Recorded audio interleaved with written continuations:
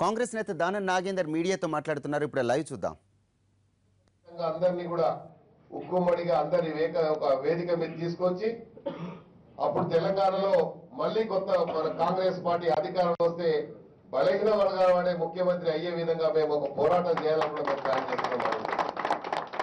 ఎందుకంటే తెలంగాణలో ఈ రోజు ఉన్నటువంటి ప్రభుత్వము కేవలం ఒక కక్ష సాధింపు చర్యగా కేవలం ఒక వెండిక్టివ్ నేచర్ తో పనిచేస్తా ఉంది. ఎవరు ప్రభుత్వానికి వ్యతిరేకంగా మాట్లాడితే వారిని అడగదొక్కేటువంటి కార్యక్రమం పనిచేస్తా ఉంది. ఈ రోజు నేను డైరెక్ట్ గా అడగదలుచుకున్నాను. ఏసీబీ డైరెక్టర్ గారిని కానీ, పోలీస్ కమిషనర్ గారు కానీ, డీజీపీ గారిని కానీ, లేకుంటే ఇతర ఉన్నత అధికారులు కానీ, ఆ రోజు మీరు కూడా మాతో పాటే ఉన్నారు. ఈ రోజు హైదరాబాద్ సిటీలో స్వచ్ఛ భారత్ పేరు మీద ఇప్పుడు ఉన్నటువంటి సోమేష్ కుమార్ గారు, నేను మొన్న ఒక మీడియాలో ఎన్టీవీలోనో ఇంకేదో టీవీలో చూశాను, 1 అవర్ దాకా నాన్ స్టాప్ చూపించారు. రోడ్లన్నీ కూడా అస్తవ్యస్తం అయిపోయి స్వచ్ఛ భారత్ పేరు మీద 100 కోట్లు ఖర్చు పెడితే ఈరోజు సాధించింది ఏంటి అడుగుతా ఉన్నాను. ముఖ్యమంత్రి గారు ఒక పక్కన ఒక స్టేట్మెంట్ ఇస్తారు, హైదరాబాద్ లో ఉన్న వాళ్ళంతా మా వాళ్ళే అంటారు.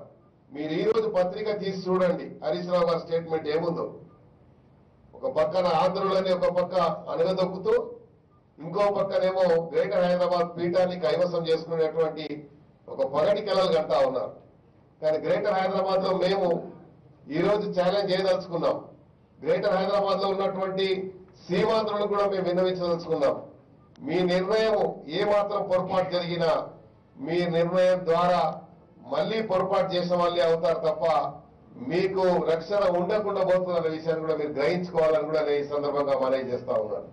ఎందుకంటే సీమాంధ్రులు మా బిడ్డలేని ఒక పక్కన చెప్తూ, చంద్రబాబు నాయుడునే మీరు మావాడు కాదు, నువ్వు ఒక గెస్ట్ గా ఉన్నావు, నీ గెస్ట్ పాత్ర అయిపోగానే వెళ్ళిపోవాలని చెప్పినప్పుడు, ఒక రాష్ట్ర ముఖ్యమంత్రిని మీరు వెళ్ళిపోవాలన్నప్పుడు వీళ్ళ పరిస్థితి ఏంది అనే విషయాన్ని కూడా మీరు ఆత్మ ప్రక్షాళన చేసుకోవాల్సిన అవసరం ఉంది అని కూడా నేను ఈ సందర్భంలో సీమాంధ్రులకు కోరుతా ఉన్నాను.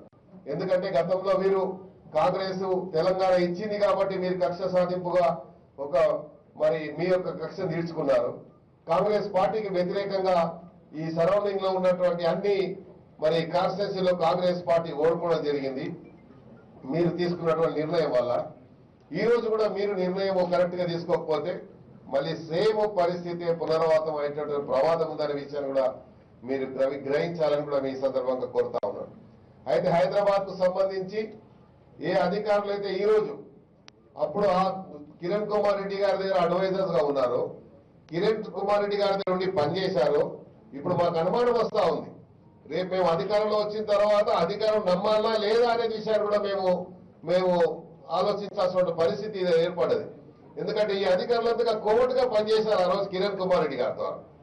ఈ అధికారులంతా కూడా తప్పుడు సమాచారాన్ని ఇచ్చి కిరణ్ కుమార్ రెడ్డి గారికి, కిరణ్ కుమార్ రెడ్డి గారు ఒంటెత్తు పోవడం వల్ల కిరణ్ కుమార్ రెడ్డి గారి పరిస్థితి ఏమైందో మీరందరూ కూడా ఈ రోజు కళ్ళ ముందు కట్టినట్టుగా ఉంది. మరి ఈ ముఖ్యమంత్రి గారు కూడా అదే పొరపాటు చేసి ఈ అధికారులు చెప్పినట్టుగానే చేసి ఉన్న వాళ్ళందరినీ కూడా మేము కక్ష సాధింపు చర్యగా అందరి మీద చర్య తీసుకుంటాము, అందరి మీద యాక్షన్లు తీసుకుంటాము అని చెప్తే ఇది ఎక్కువ కాలం నడవదు. ఇది హిట్లర్ పాలన కాదు, ఇది ప్రజాపాలన. ప్రజాపాలనలో ప్రజా సమస్యలు, ప్రజల యొక్క ఆలోచన విధానాన్ని పరిగణలో తీసుకోవాల్సిన అవసరం ఉంది. కానీ ఎంతసేపు ఈ నాయకుడిని లాక్కోవాలి, ఆ నాయకుడు